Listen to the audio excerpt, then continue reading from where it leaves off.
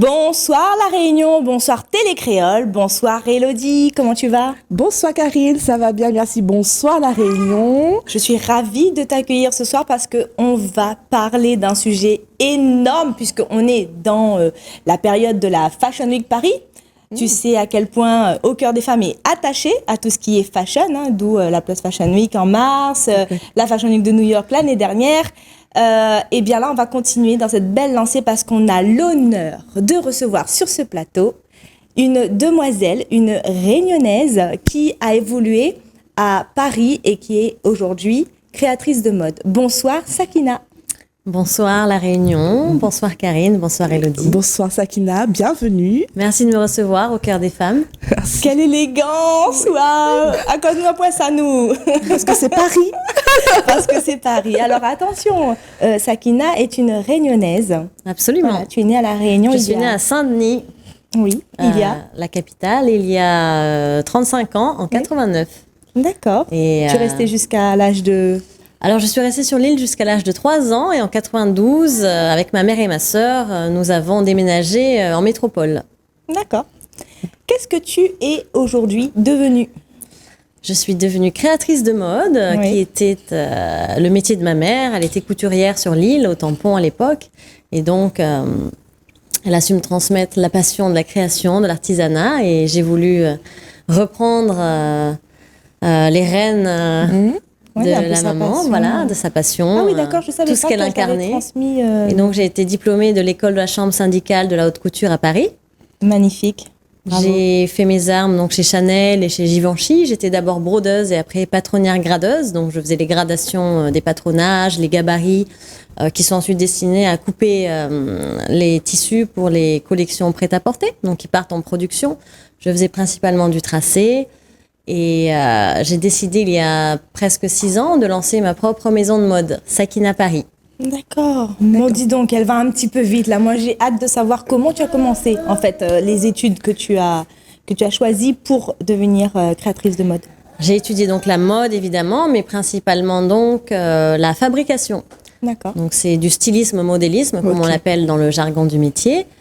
Donc c'était un cursus qui se faisait en 3 ans, mais j'avais déjà de l'expérience étant donné que ma mère était couturière, donc toute petite. Alors c'était ma question, est-ce que c'est une passion venant de toi ou est-ce que c'est maman qui t'a initié justement à ce métier, à ça, je suppose que c'est sa passion. Également. Tout à fait, c'est ma mère qui m'a d'abord initiée à ce métier parce qu'en fait on observe beaucoup de choses quand on est petit.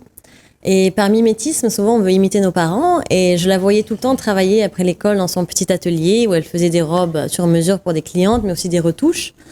Et j'ai eu cette envie de l'imiter au départ. C'est-à-dire, je trouvais que même dans la gestuelle d'une couturière, il y avait une grande sensorialité. Ne serait-ce que tenir une aiguille, un fil. C'est presque méditatif parfois. Et savoir qu'elle pouvait concevoir des belles choses à partir de rien, c'est-à-dire à partir de matériaux, du tissu... du thermocollant, un zip. Elle arrivait à faire des merveilles et je me disais, mais c'est ça le vrai pouvoir en fait de la mode. Oui. C'est de créer à partir de rien et embellir les femmes. À quel âge tu as fait ta première création? Alors je dirais qu'à 6 ans, j'ai dû faire ma première création. Ça devait être un déguisement pour l'école. J'aurais trop honte aujourd'hui de vous montrer le contrôle qualité. Ouais. Mais j'ai eu l'envie très tôt de concevoir. Très bien. Sous, bien sûr, la supervision de ma maman. Et ça m'a donné presque une habitude de vie, en fait. À chaque rentrée des classes, par exemple, on avait comme rituel de faire nous-mêmes nos petites robes du premier jour de la rentrée des classes. D'accord. Et encore aujourd'hui, pour chaque grand événement, on va dire, dans ma vie, je fais une robe. Voilà. Donc là, par exemple, pour ce plateau, j'ai fait ma robe. Wow. Et je voulais pour la Réunion quelque chose de coloré, à la fois de très féminin, en même temps un peu balnéaire. Donc bon, c'est des volumes très fluides qui représentent bien, je trouve, la culture mode de l'île. Et je confirme, ça représente très bien l'élégance. Et oui, l'élégance, mais voilà. Vraiment déjà... L'art, la manière de l'élégance. Ah oui, mais elle incarne totalement son métier, sa passion et voilà, tu reflètes mode. Quoi.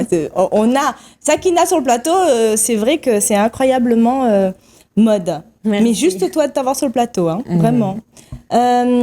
Dans ton évolution, en fait, donc comment on fait pour intégrer des boîtes comme de luxe, Chanel, enfin des grandes marques comme celle-ci? Alors, je pense que comme dans beaucoup de corps de métier, on va dire l'école est déterminante. C'est-à-dire qu'il y a des écoles qui ont une plus grande renommée et qui nous forment vraiment aux règles de l'art destinées ensuite aux maisons de luxe. Voilà. Parce qu'ensuite, on peut se diriger vers d'autres secteurs, comme par exemple la grande distribution. Voilà. Et là, pour le luxe, c'est vrai qu'il y a les maisons recherchent dans des écoles bien déterminées. Donc, l'école de la chambre syndicale est reliée aux maisons qui sont inscrites donc à la chambre syndicale de la haute couture. Donc, déjà, c'est une garantie qu'on peut être présenté.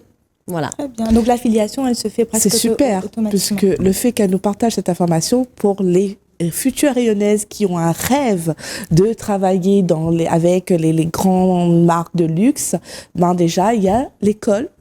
Est-ce que tu veux bien répéter le nom de l'école, s'il te plaît? L'école de la chambre syndicale de la haute couture. Voilà. Qui désormais est devenue l'IFM, l'Institut français de la mode, puisque ce sont deux grandes écoles qui ont fusionné à Paris. Voilà, maintenant c'est l'IFM. Voilà. Mais il y a 12 ans, quand j'ai été diplômée, c'était encore la chambre syndicale. Très bien. Voilà. Quels sont les événements auxquels tu as participé, qui sont assez grandioses, ou des personnalités que tu as rencontrées qui ont marqué ta carrière là, en tant que créatrice? Alors j'ai eu la chance d'être invitée à présenter mes collections donc à la Fashion Week de Paris, qui est donc ma ville de cœur d'adoption.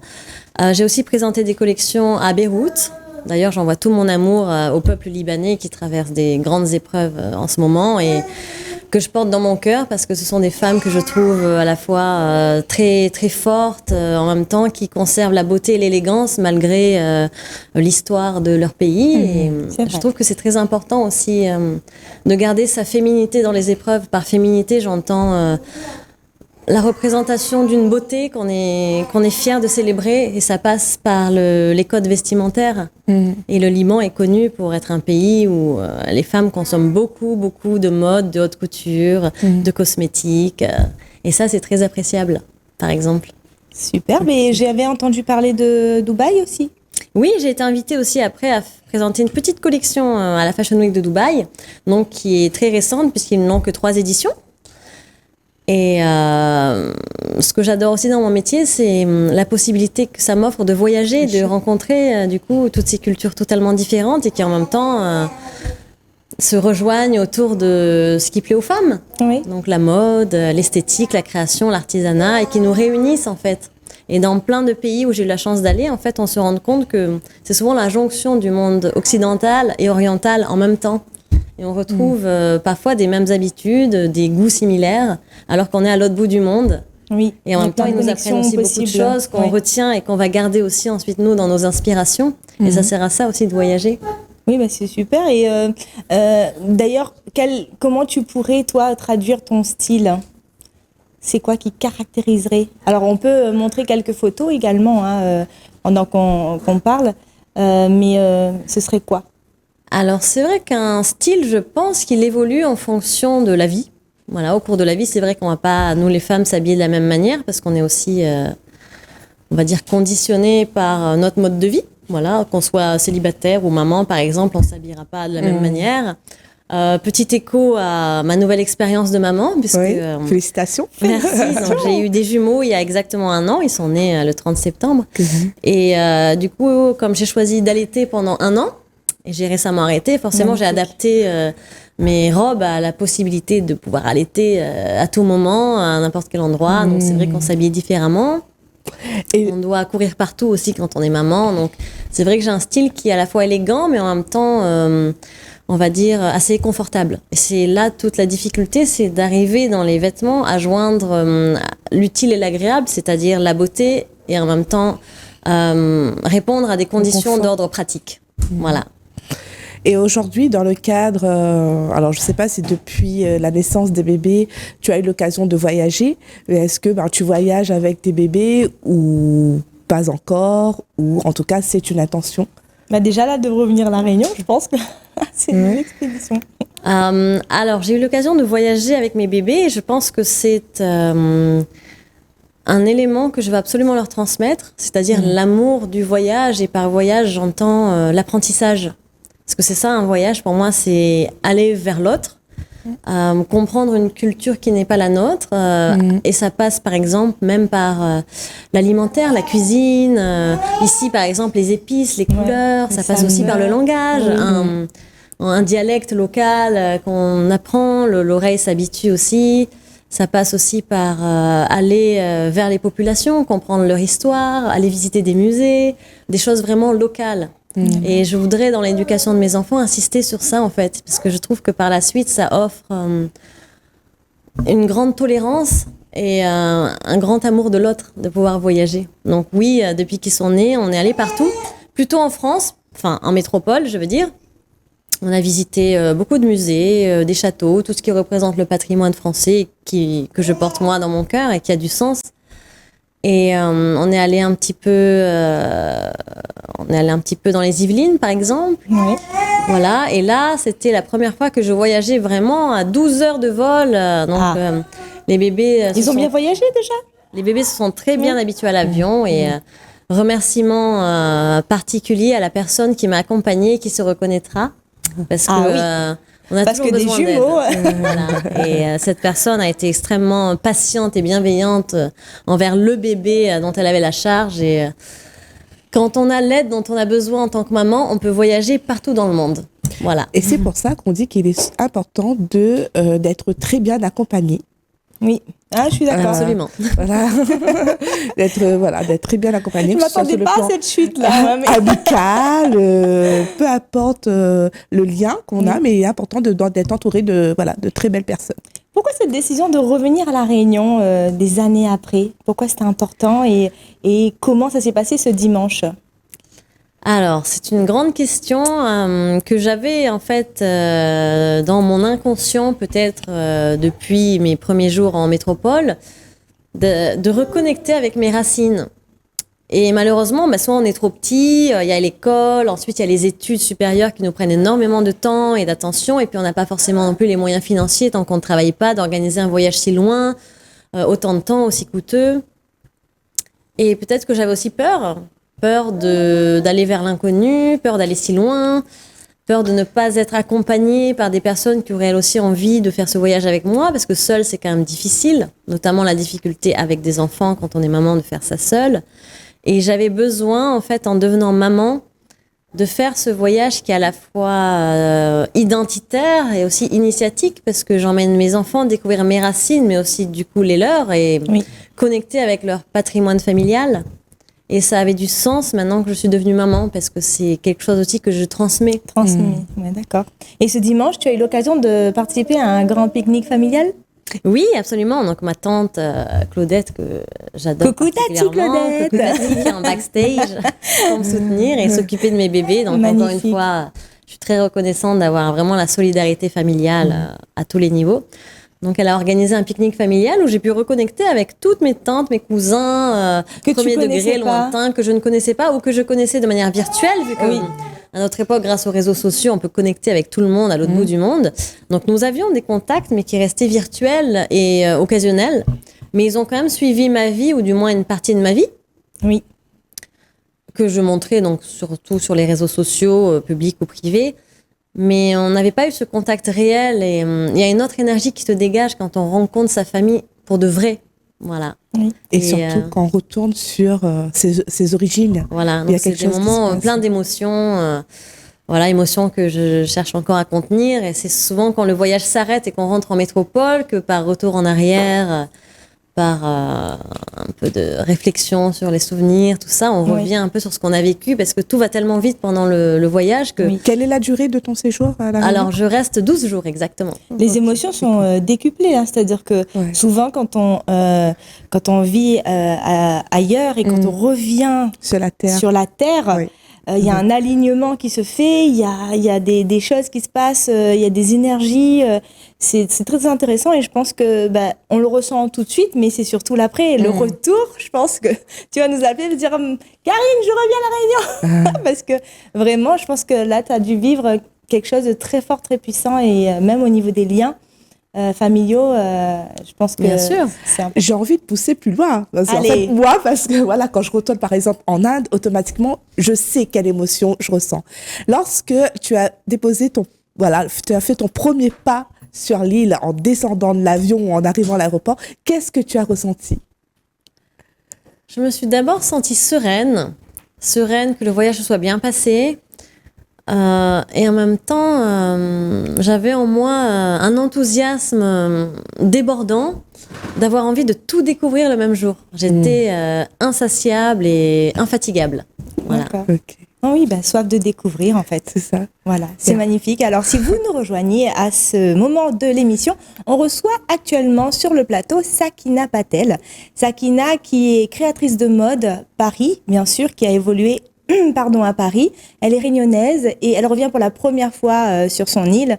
Elle renoue les liens avec sa famille. Donc, le message qu'on souhaite vous faire passer, c'est que todo est possible. Vraiment. Aujourd'hui, elle a travaillé avec des grands comme Chanel ou encore d'autres marques que tu peux citer. Givenchy. Ou, récemment, Alexandre Vauthier, qui est un jeune créateur qui cartonne. Voilà.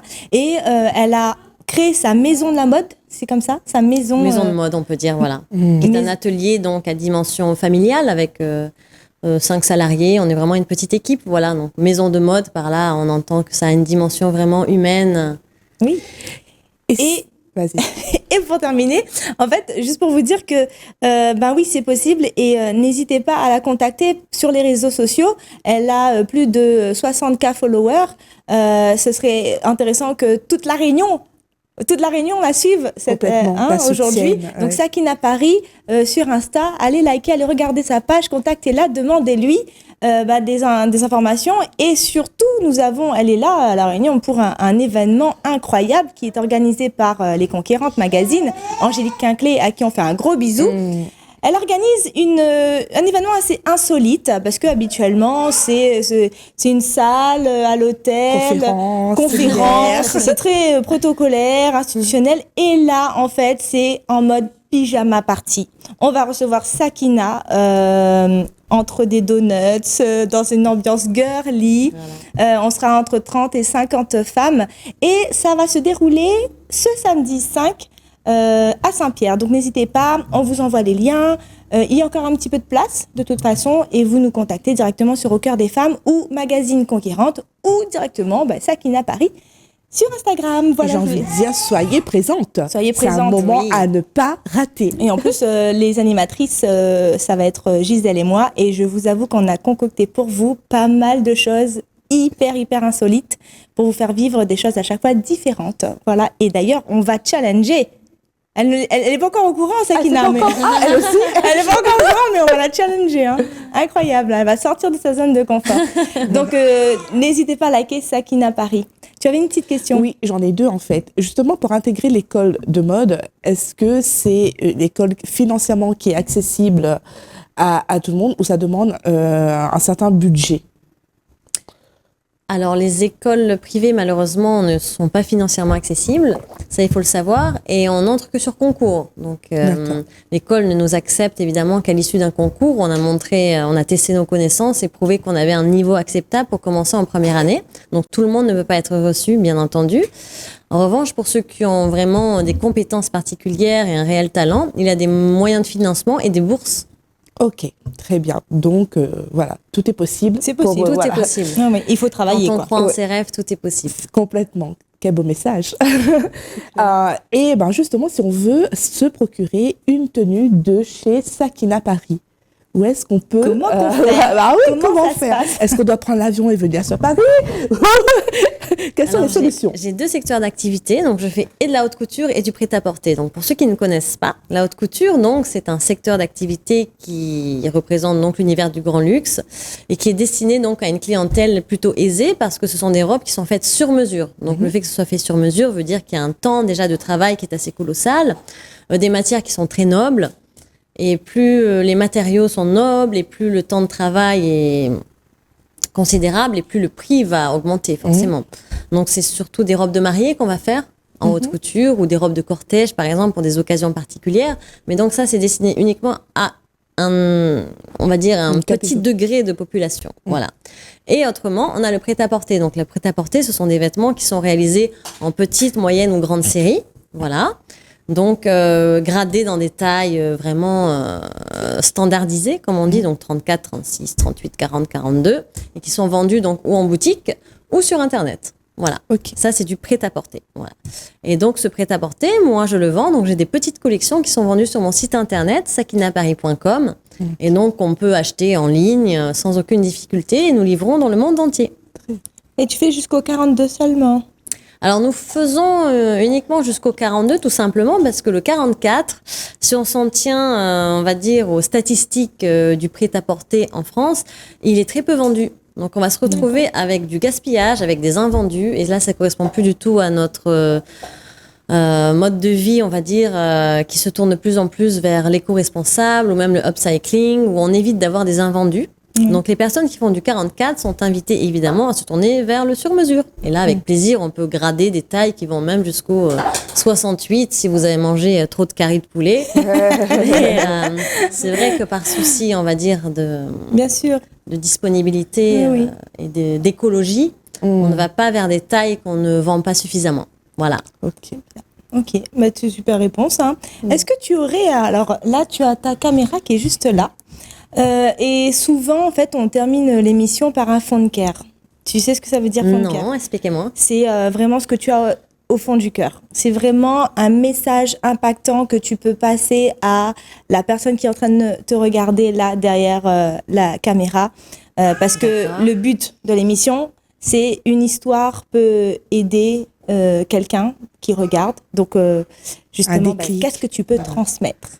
D'accord. Alors, à tous les créoles qui me regardent ici ce soir, tout d'abord, merci de me regarder. Et si je peux vous inspirer à quelque chose, je vous dirais, les créoles, aimez votre île. Parce que c'est vrai que, à force de vivre sur un même territoire, parfois on ne se rend plus compte des richesses qu'on a à portée de main et qui sont à la fois simples et en même temps d'une valeur inestimable. Et par exemple, j'ai apprécié, en étant sur l'île, le bonheur d'organiser un repas tout simple sur le bord de mer avec les pieds dans le sable. Et on ne se rend pas compte de cette richesse quand on est déjà sur le territoire. Mais pour un Parisien comme moi ou d'autres personnes qui vivraient en métropole dans des villes enclavées loin de la mer, pour nous, c'est une vraie richesse de pouvoir connecter avec cette nature qui est fabuleuse ici à La Réunion. C'est les pieds dans l'eau, les pieds dans le sable, le vent dans les cheveux et aimer ces choses simples, en fait, que La Réunion met à notre portée, en fait. Et c'est vraiment une île qui est merveilleuse pour ça. C'est la connexion à la nature, à la simplicité.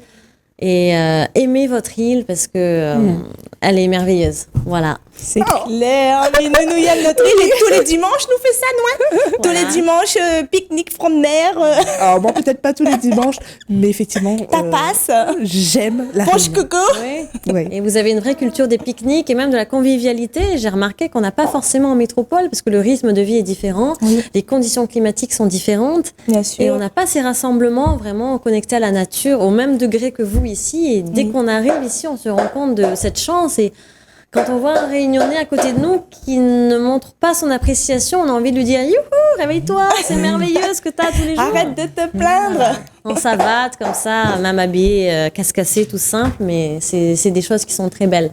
Magnifique. Ben, tu sais, c'est ton île. Tu reviens quand tu veux. Nous, au Cœur des Femmes, on a été ravis de la recevoir. On va travailler ensemble. On va s'amuser ensemble ce samedi pour l'événement Pyjama Party organisé Bien sûr. par Conquérante Magazine. Et puis, vous pouvez retrouver Sakina sur les réseaux. Je te laisse donner le nom de tes réseaux. Alors, mes réseaux, ce sont Sakina Paris, que ce soit sur Instagram ou Facebook. Voilà, je suis ultra connectée parce que là encore, je suis vraiment à cheval sur mon temps. Je trouve que c'est important, peu importe notre âge, de vivre avec notre époque. Et je trouve que les réseaux sociaux, ils ont cette richesse de pouvoir connecter entre des personnes du monde entier autour de ce qui nous réunit. Voilà, donc tout ce qu'on aime, nos passions, les inspirations aussi qui peuvent en fait, on va dire, donner envie, inspirer même des carrières à d'autres parce qu'ils voient ce qu'on fait. Et donc, n'hésitez pas à partager avec moi tout ce que vous aimez, vos ressentis. Merci de me suivre. Eh ben, c'est génial. Moi, j'ai été ravie de la recevoir. Et Élodie, merci pareil. pour cette magnifique émission. Je pense Merci à toi. Merci les filles. Safina. Vraiment. Et puis, on se retrouve pour un petit retour. On va vous faire des retours vidéo, retours images sur la soirée Pyjama Party. C'est avec beaucoup de tristesse qu'on vous quitte ce soir et on vous donne rendez-vous jeudi prochain pour la prochaine émission avec la Maison de Russe qui nous rejoint sur Télécréole 19h. Gros bisous à toutes. Ciao.